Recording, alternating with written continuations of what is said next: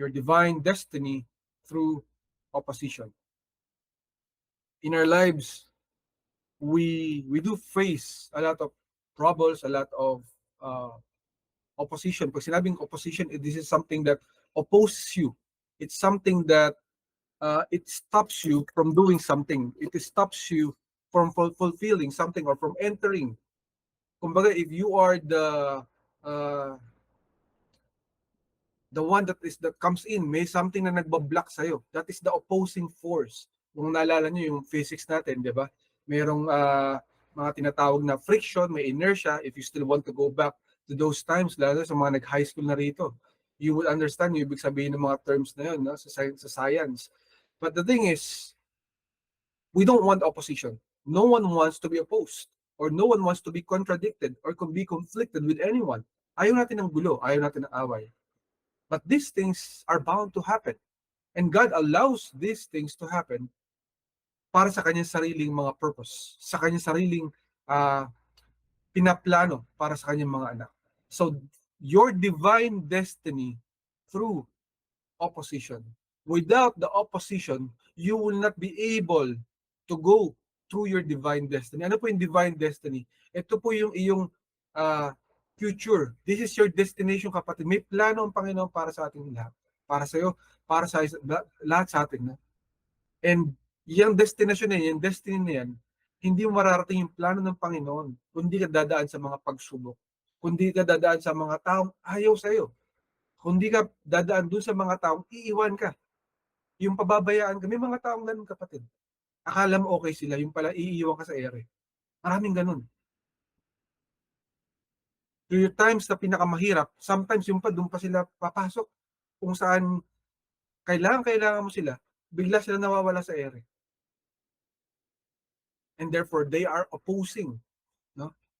But take heart, kapatid, because God allows these things not for you to hate people, hindi para magalit ka sa mga tao, but for you to understand that all along, it was God pala, ang Panginoon pala, ang Diyos pala, ang kailangan mo, hindi yung tao. Hindi yung circumstances, hindi yung kasagutan, kundi ang Panginoon. Sapagkat ang tanging sagot lamang natin lahat ay ang ating Diyos, ang ating Panginoon. I have come to read this point, no? This social media post sa isang sikat na social media platform, yung Instagram, and walang pangalan yung kinuwang post na to. It says, God will use people who are against you to move you into your purpose. So sinasabi rito na ang Panginoong ating Diyos ay ginagamit yung mga taong against sa atin, yung ayaw sa atin, or sometimes maybe hindi naman sila talaga ayaw sa atin, but what they are doing opposes us. It stops us. Ano yung mga senaryo na tulad nito, kapatid? Mga sample nito, kunwari, magulang. Sometimes yung magulang mo mismo, supposed to be, dapat sila yung magbibigay ng tiwala sa'yo na, anak, kaya mo yan. You can do it. I believe in you. But sometimes yung magulang mismo yung pipigil. Ay, yung mas magaling sa'yo yung kapatid mo na to. Yung kapatid mo na to, may mararating. Ikaw wala kang mararating. Yung mga ganun. Sometimes yung mismong mahal natin sa buhay. Sometimes asawa pa. Or minsan kaibigan or kapatid. Someone that opposes you. Pero ang ginagawa dito ng Panginoon, God will use these very people para maigalaw ka ng Panginoon mula sa iyong pinanggagalingan doon sa iyong karoroonan, sa iyong destination na kanyang pinaplano para sa iyo. So do not lose heart, kapatid. Sapagkat ang Panginoon, ang plano niya talaga para sa iyo is perfection, completion. We are in our July 7th Sunday service, and when you say 7-7, that is perfection or completion. God wants to perfect your life, your destiny, your future. He wants to complete it. And there are people who wants to destroy. Either gusto nila directly to destroy your life, or indirectly hindi nila alam sila yung nagkukos para mag-crumble down ang iyong mga plano sa buhay. And God is allowing these very people for a purpose. So you might have encountered in your life rejection, betrayal, di ba? Yung iniwan ka sa ere, or yung iba naman ay pinagkanulo ka, parang si Judas, no? Parang si Judas Iscariot. Sometimes it's a form of failure in your part, on your part. There was a failure and there people are blaming you. Ang tinatawag na blame game. May mga taong sinisisi ka. Bakit nangyari to? Kasi ginawa mo to. Di ba? But not looking at all the circumstances, it's still they're blaming you. They're trying to gaslight you. Naka-encounter na siguro kayo ng mga taong ganito. But they're the ones na gumawa ng masama sa'yo and nasisisihin ka nila. Kaya ka nakarating dyan kasi ganyan. Pero nakalimutan nila sila yung gumawa ng mali. So sabi ko, kanina, Lord, ito ba yung mensahe na binibigay mo? Pero kinukonfirm na Lord, ito yung mensahe. I don't know what you are going through, kapatid. But the Lord knows. There are people who will blame us, to oppose us, attack us for no very reason. Walang rason. Maybe dahil nainggit lamang sila, naiinggit, or naaasar sila. We don't know. But God knows the truth kung bakit. Pero take heart, kapatid, kasi si Lord, ano man yung plano nilang di maganda, nagbubulungan man sila sa gilid, sa tabi-tabi, pinagtaplanuhan ka ng di maganda, di ba? Sinisira nila yung integridad, sinisira nila ang iyong testimony. They don't care about you. But God cares about you. It doesn't matter their opinion, what their opinion is. What matters, kapatid, is the opinion of the Lord your God. Because the Lord your God loves you.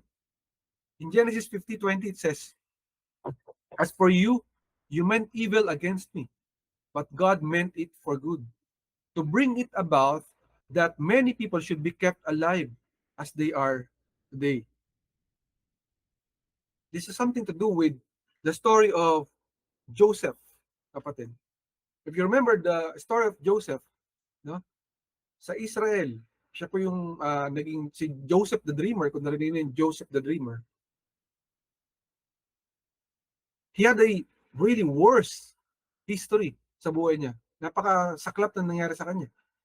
Siya po'y kinainggitan ng mga kapatid niya kasi siya po'y may skill. Meron pong gift ang binigay ng Panginoon sa kanya. He had the gift of prophecy. He had the gift of dreams. Nakapanaginip siya kung ano-ano mga panaginip. And these brothers of his, nainggit sila. Kasi yung papa niya, nagkaroon ng somehow favor para kay Joseph. Pero hindi nila alam, yung favor pala ng magulang ni Joseph kay Joseph, kumpara doon sa kanyang mga kapatid, ay prophetic pala. Kasi one day, hihirangin ng Panginoon itong si Joseph for a purpose. Hindi naintindihan ni Joseph yun. Kasi bata pa siya, probably he was just 10 or something years old. Batang-bata pa. Wala pa masyadong alam. Pero masyadong, kumbaga sa Tagalog, siya'y madaldal. Whatever he saw sa kanyang panaginip, sasabihin niya. Sometimes tumatama. Naka-encounter na ba kayo ng ganun? The word was from the Lord, binanggit mo lamang yung word from the Lord, and then nagagalit sa'yo. Merong ganun. So ganun po yung nangyari kay Joseph. He dreamt many dreams, and he spoke those dreams to his parents and sa kanyang mga kapatid. Nagalit yung mga kapatid niya. Teka, bakit mas magiging bida ka sa amin? Pare-pares lang tayo, mas bata ka sa amin. Mas matanda kami sa'yo. Why? So sa inggit nila, siniraan nila si Joseph. Pero hindi lang yun. Hindi sila nakontento kasi nakita nila yung pabor ng magulang na kay Joseph. Anong ginawa nila? Pinagtangkahan nila ang buhay ni Joseph until dumating yung point na tinapon siya at ibinenta na lamang siya bilang isang slave or isang alipin. Nagpanggap sila na patay na si Joseph sa kanyang daddy. So nung humahagulgol yung tatay ni Joseph, nasaan na si Joseph? Nagdala sila ng isang damit. Kinuha nila yung damit ni Joseph, pinunit-punit nila to at nilagyan ng dugo ng I do not remember particularly well if it's tupa ba or asong lobo or wolf or sheep. So pagkakita nila may mga dugo. Pero pagpapanggap lamang ito para palabasin na patay na siya at kinain ng mga animals.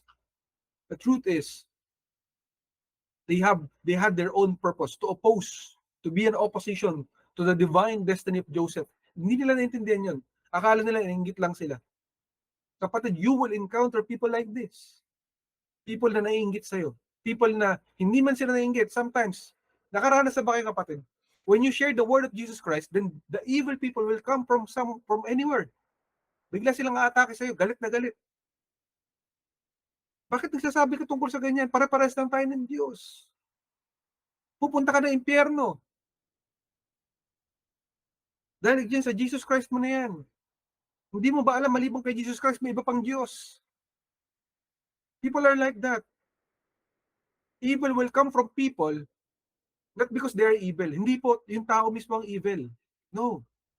Satan is using those people to do harm to you. They don't even know it. Hindi nila alam. Kaya nga sabi ng Panginoong Jesus, diba nakapako siya sa krus? Forgive them, for they do not know what they are doing. Akala kasi nila, pinagtatawan nila na nakapako sa cross, si Jesus Christ ay okay lang. Hindi nila alam kaharap nila ang Diyos. Nagbabanalan yung mga Pariseo, o nasaan yung Diyos mo? Sabi mo, ikaw ang anak ng Diyos. Ba't di ka bumaba dyan? Tulungan mo ang sarili mo. Iligtas mo ang sarili mo ngayon. Tingnan natin. They did not understand, kapatid. Hindi nila alam, dumadalawang sa kanila si Satan para maging weapon of choice ni Satan. Hindi ba natin alam minsan, ang bibig ng ibang tao ginagamit to attack us. Witchcraft, slander, all types of attacks. Hindi nila alam ng mga taong ganun. But what you must do, forgive them, bless them, love them from a distance. Hindi ibig sabihin na kailangan mo sila yakapin. No.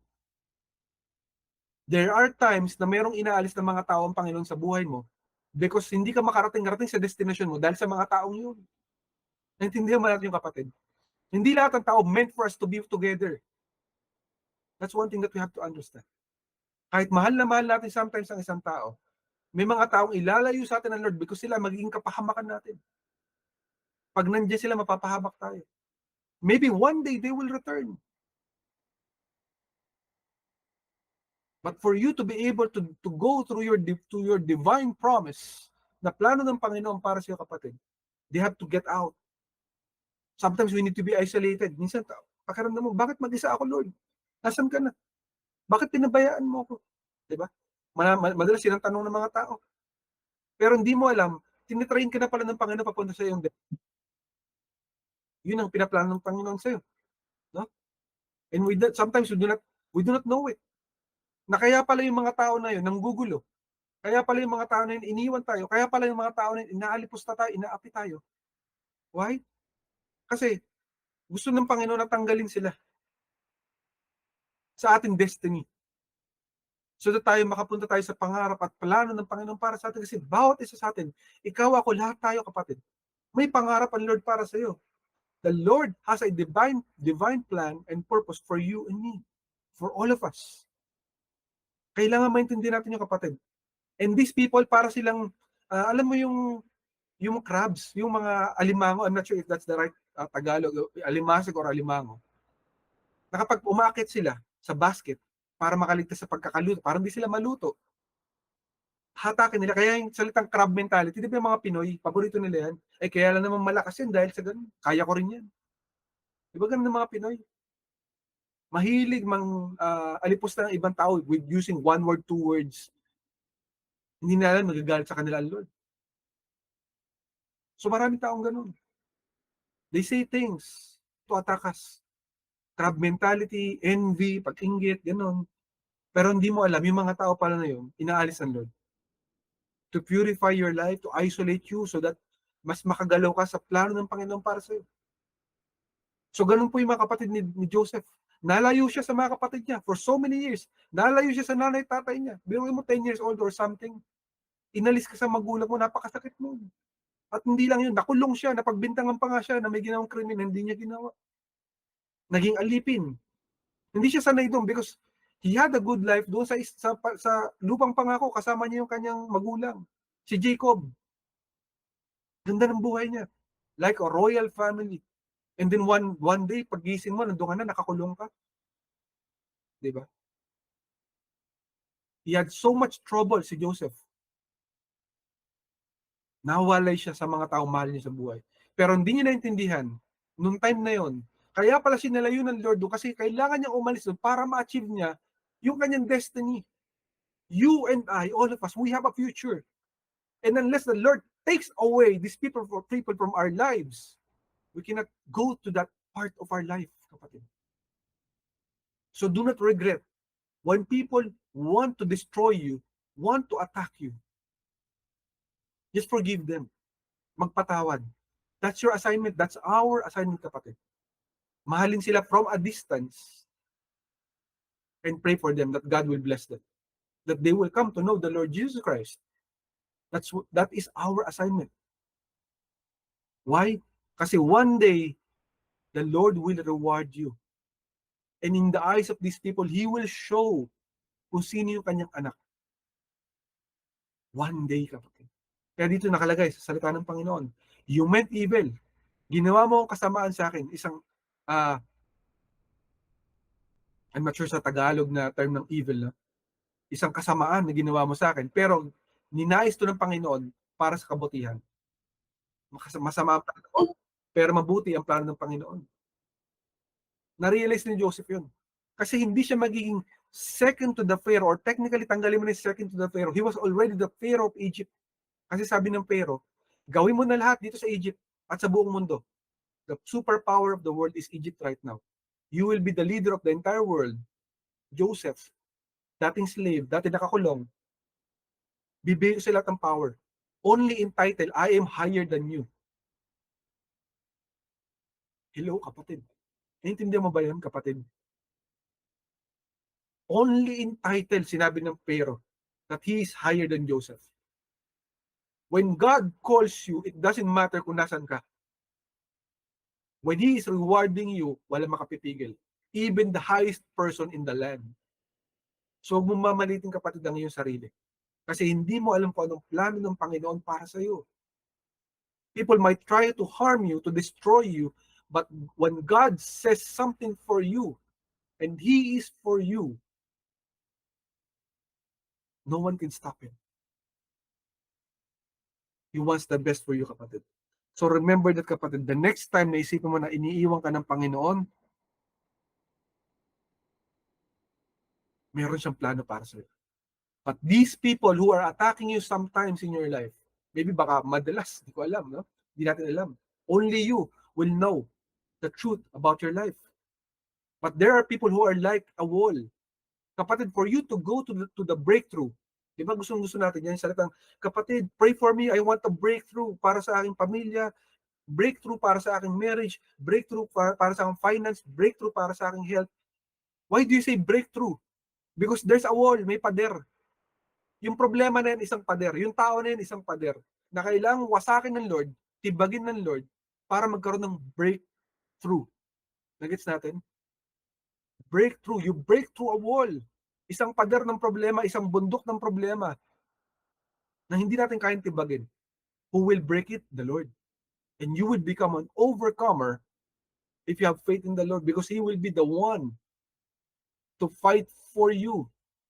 Sabi nga, the battle belongs to the Lord. You cannot do it. So wag ka magalit sa mga tao pag pinagchichismisan ka, ginagawa ka ng masama, ginagawa ka ng kwento. Ipag-pray mo sila, dahil ang gawin mo, kapatid. I-bless mo sila. Lord, these people who are engaging in slander, they're slandering my name, my integrity, my testimony. They're doing witchcraft, Panginoon. Nakikita mo sila, kinikurse nila ako. Conjuring up things, spells para masira ang aking buhay, Lord. You know them by heart. But Lord, I am forgiving them today. I am blessing them. Praying that one day, you will redeem my name and let these people see that you have favored me.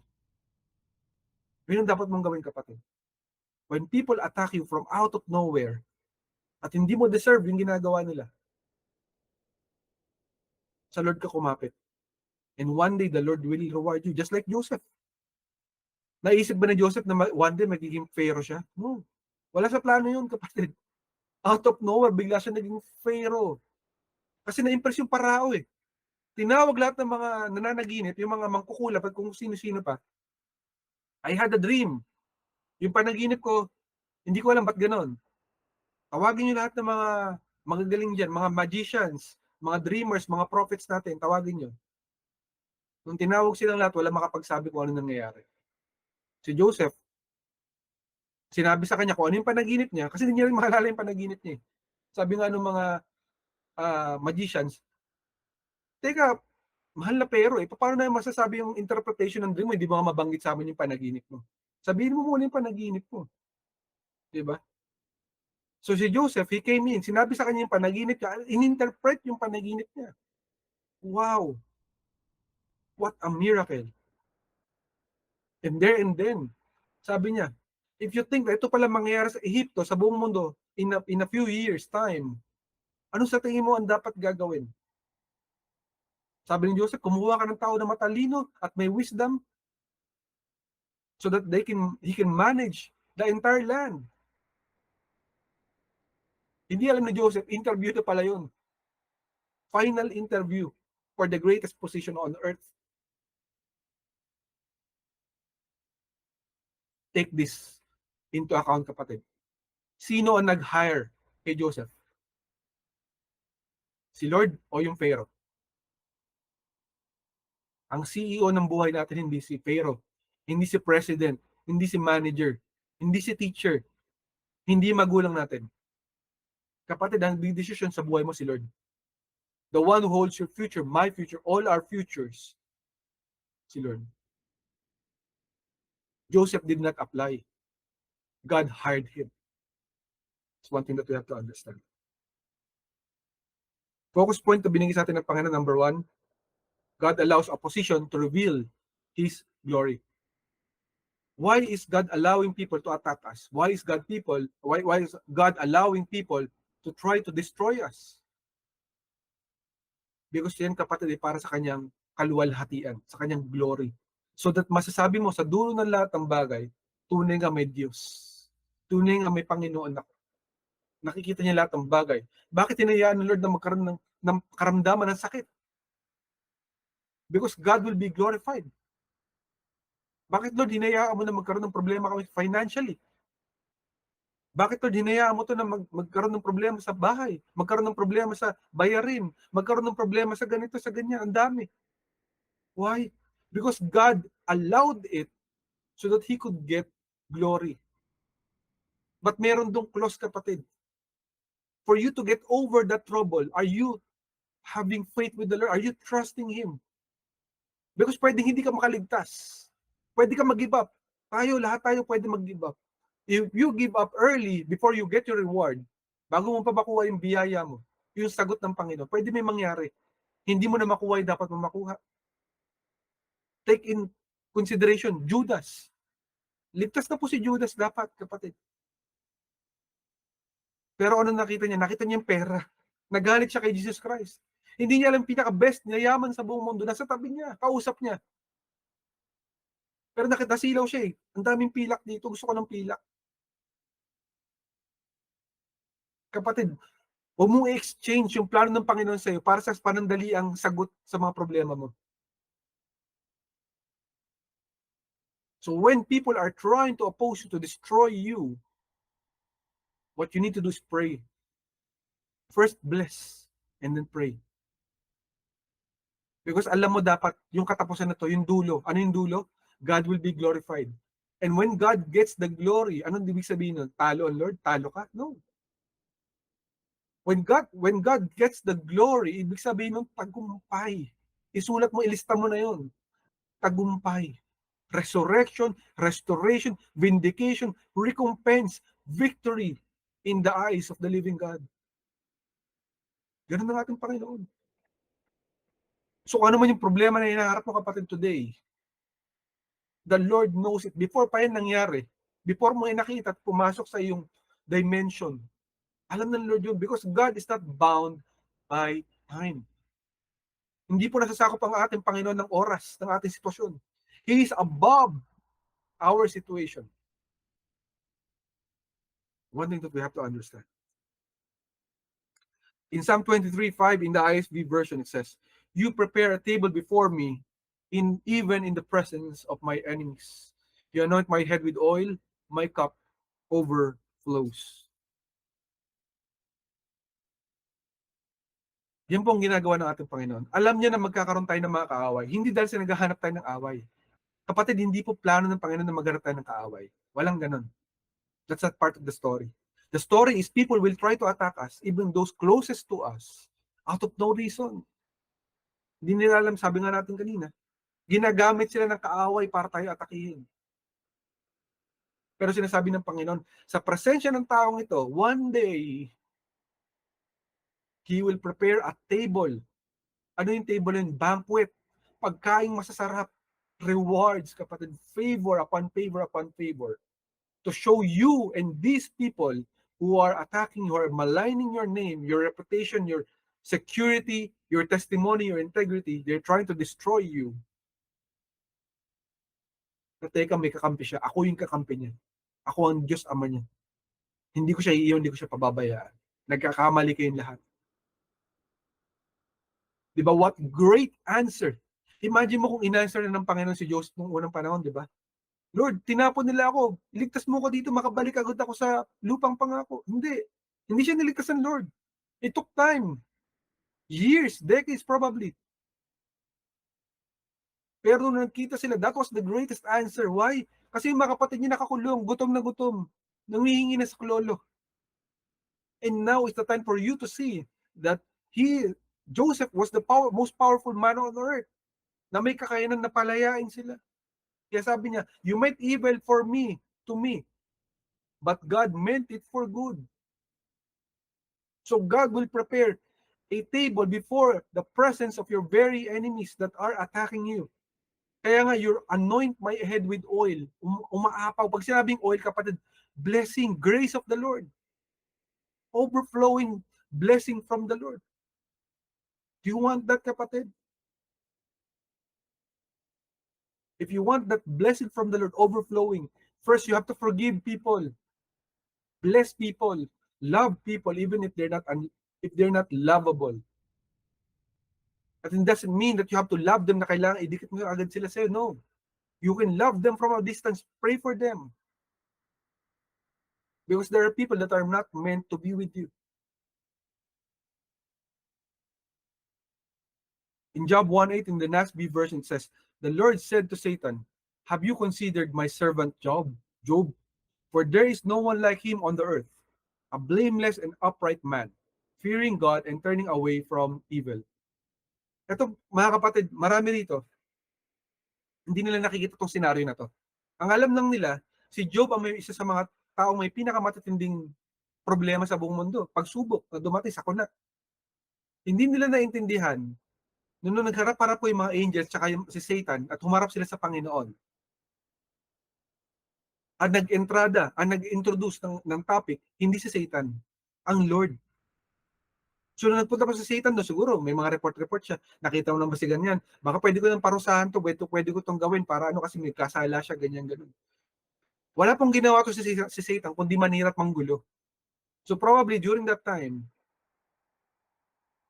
he was looking for someone to report na pwede niyang atakin. Kasi si Satan, tandaan natin, mga kapatid, he cannot act on anything unless pinayagan ng Panginoon. So nandun siya, humarap siya. Si ganito, si ganyan, si ganon. And sabi niya, have you considered my servant Job? Nakita mo na ba yung aking lingkod na si Job? Why?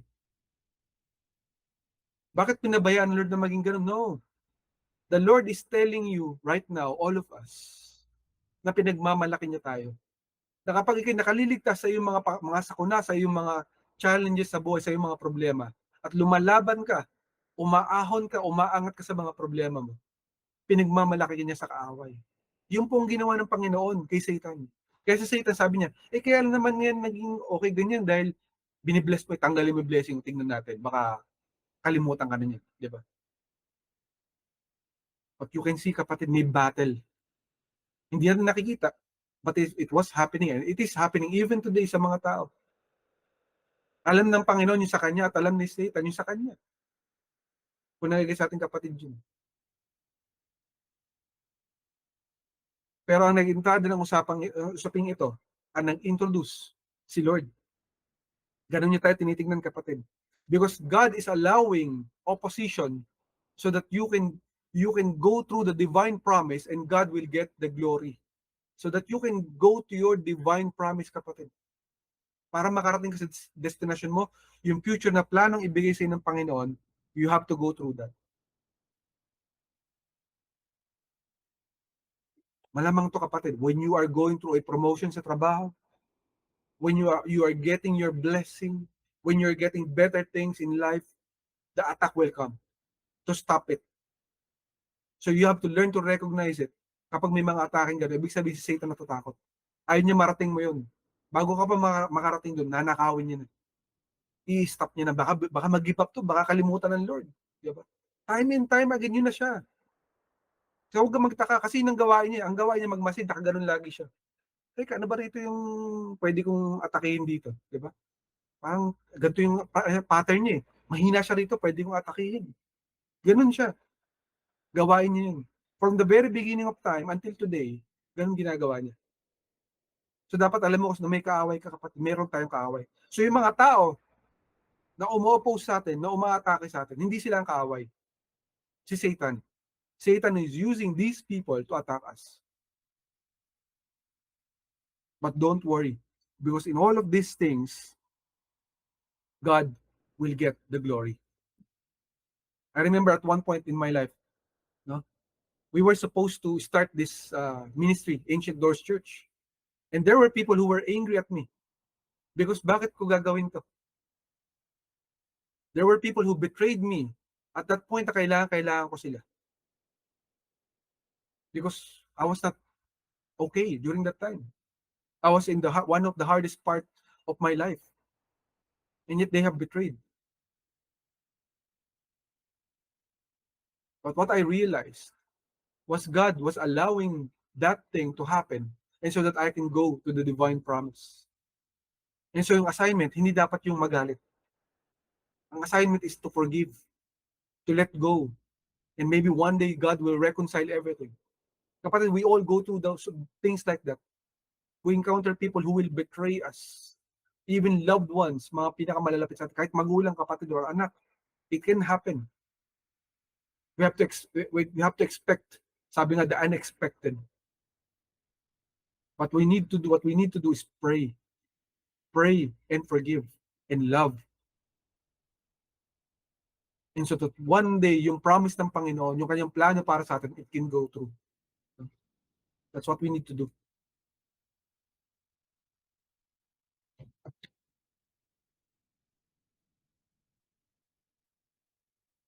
Yung binigay po sa atin na takeaway ng Panginoon, number one, kasama natin ang Diyos sa lahat ng laban. Hindi po tayo iniiwan natin, Panginoon. Kapatid, you might think na sa sitwasyon natin na may nang-aapi sa atin, may nang-aaway sa atin, di ba? Maybe, hindi yan something na physical. Maybe someone na spiritually attacking us. No? Or maybe, ito ay something na problema, karamdaman, or sakit. Pwedeng financial trouble. But the Lord knows it. Pero one thing that you have to recognize is kasama mo ang Diyos. Hindi ka niya iniwan ni minsan. Kasama mo siya. Kahit hindi ka karapat-dapat, nandiyan siya sa tabi mo. You have an advocate. Alam mo yung ibig sabihin ng advocate? Diba? Pag ikaw nasa korte at may kaso ka, meron kang advocate. Yun yung iyong abogado. Satan will come to attack you, to try to destroy you para mabigyan ka ng reclusion perpetua or tinatawag na yung capital, yung life imprisonment in hell or something. Diba? Pero si Lord hindi. Siya yung iyong advocate. Tagapagtanggol. Para ipakita na tinubos ko na to ng aking dugo. Siya ligtas na, hindi na siya pupunta ng impyerno. Yes, he is not perfect, but he has believed in me, have faith in me, and I'm changing him or her every day. May kasama ka, may katuwang ka, may tagapagtanggol ka, yun yung Panginoon. At pangalawa, God intends to give us the best. Plano ng Panginoon na bigyan tayo ng best sa ating buhay. Hindi mo plano ng Lord na okay na yan. May umatake sa atin, may gumawa sa atin, hindi maganda, okay na yan. Hayaan mo na lang, forgive them. No. It doesn't end there, kapatid. Hindi po may huling halakhak yung mga taong masasama. Yung mga taong gumagawa ng hindi maganda sa atin. No? Hindi po sila makakakuha ng huling halakhak. Ang makakakuha ng huling halakhak, si Lord. Because He wants the best for His people.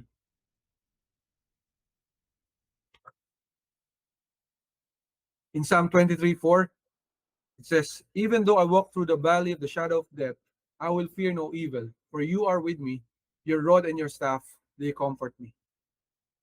So alam ng Lord, Now, there are times that we will walk through the valley of the shadow of death. Yung bang parang konting na lang wala na, di ba? Konting galaw na lang, laglag na. Alam ng Lord yun. Pero sabi niya, even if lumakad ka dyan, you should not fear any evil, because kasama mo ako. Kasama kita at kasama mo ako. Hindi kita iiwan. I will comfort you throughout all of these things that are happening beyond your control. Kapatid, there are things in our lives that are not under our control. Wala tayong laban. Kapatid, kaya mo bang kontrolin lahat ng bagay? There was at one time, meron akong kapatiran na nagtanong sa akin, kapatid, paano ko ba gagawin ko kasi may anak ako, pinikuparay ko to. Kaso, tatakot ako minsan, lumalabas siya, ganyan, ganon. Hindi ko makontrol eh. Sabi ko, you can only do so much. You can say your stuff and things para magpapagsabihin o mabigyan ng payo. Pero at the end of the day, you cannot control the situation. Only God can. Because pag tulog yan, kapatid, hindi mo na yan kayang tignan. Tulog, o kaya pag ikaw mismo yung tulog. Paano ka magbabantay kung tulog ka na? Diba? 24/7 is not our platform. May hawak ng 24/7 si Lord. More than pa, pwede mo sabihin na 100/7. Because alam ng Lord lahat ng bagay, kontrolado niya lahat ng bagay. So even if we cannot control things, ipagtiwala mo. Diba? Yan dapat natin gawin. I encountered a show kanina, no, in one social media, sa YouTube. And there was this guy na nagkakaroon siya ng problema sa trabaho. He was breaking down kasi nga may mga problems sa work and all. Hindi niya alam kung bakit ganyan ganon. Mawalan na siya ng pag-asa.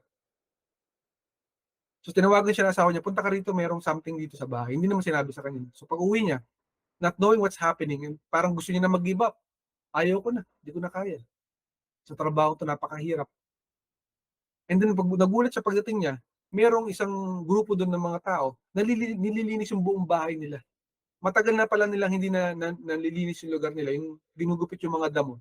And lalo na sa Amerika, pag ang damo ron, hindi mo siya nagupit, para na siya nagiging gubat.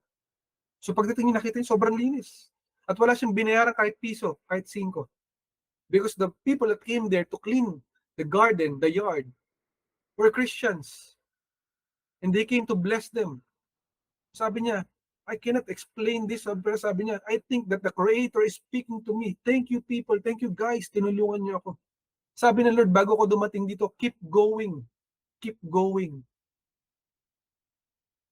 Hindi alam nung pumunta ron na grupo ng mga Christians para maglinis ng yard, na yun ang sitwasyon. But God used them to bless that guy. So sinabi ng Lord sa kanya, keep going. Sobrang nagpapasalamat siya.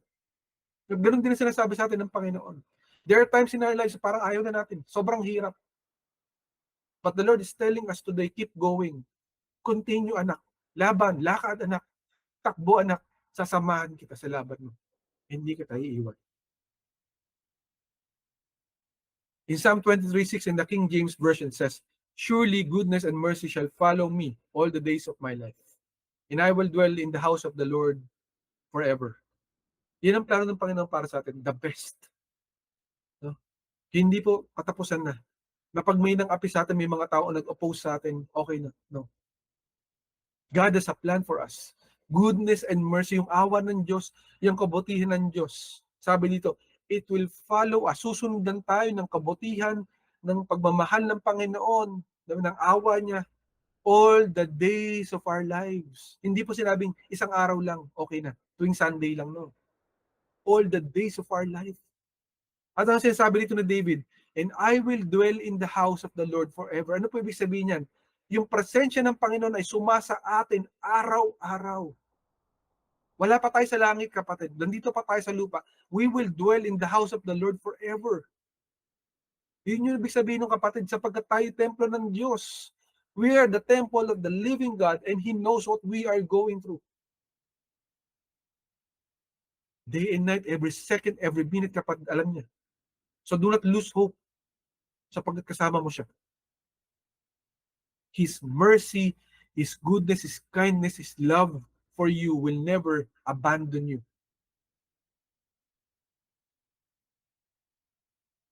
He never intends to abandon us, kapatid. That is not His plan. But His plan is to be good to you all the days of your life. Susundan ka niyan. Kahit nag-backslide ka pa minsan, nawala ka sa, sa circuit, kumbaga. Yes, there are consequences pag tinatakbuhan natin, pag tinatalikuran natin ng Panginoon. May consequence yan, kapatid. Pero hindi ibig sabihin niya na kinalimutan tayo ng Diyos. Take into account Israel. They don't even know that Jesus Christ is their Messiah, and yet Jesus Christ loves them so much that God is protecting them 24/7. How much more are you, kapatid? God loves you more than you can ever imagine. And kapatid, one thing that we have to know, we cannot control our situation. We have no control over our lives, kapatid. But if there's anything or something that we can control in our lives, kapatid, that is our faith, yung pananampalataya mo sa Diyos. That faith to believe that in everything God is in control and He is above all in everything. Above siya sa lahat ng problema mo. Sa sakit mo, sa karamdaman mo, sa mga taong nang-aapi sa'yo, sa mga taong nang-aalipos sa'yo, nag-abandon sa'yo, nag-betray sa'yo, naninisi sa'yo. He is above all and everyone. So yun ang kontrolin mo, kapatid, kasi hindi mo makokontrol yung mga taong ayaw sa'yo, but you can control yung pananampalataya mo na mayroong Diyos na buhay na nakakakita sa iyong sitwasyon. Na hindi kanya iiwan ni pababayaan man. Ganun yung kapatid. Sometimes we tend to forget that God is like that. Kung meron kang dapat pagbigyan ng iyong kinabukasan, hindi yung si Mr. 5'6". No? No. Kung meron kang dapat bigyan ng future mo, ang Panginoon, sapagkat siya nag-hold ng future nating lahat. And one thing that you have to understand is that you and I, all of us, kapatid, ay precious sa mata ng Panginoon. Hindi man nakikita ng ibang tao yung value natin, si Lord nakikita niya. You are precious, more than precious sa ating Panginoon. Why? Sabi niya, kapatid, sa Isaiah 43:4, since you are precious and honored in my sight, and because I love you, I will give people in exchange for you, nations in exchange for your life. Hindi ko alam ibig sabihin nito, kapatid, na yung mga tao bang ipapalit ng Lord para sa atin, yung mga tao kahit sino, no? Hindi natin alam. Ito ba yung mga masasamang tao? Pero sinasabi niya ng Panginoon na huwag ka lang mapahamak, anak. Ipapalit ko ang ibang tao, ipapalit ko ang ibang bansa para lang sa'yo. Kasi mahal kita. Ganun kita kamahal. Why? Because God is the God who sees you, who sees your situation. He is God Elroy, the God who sees.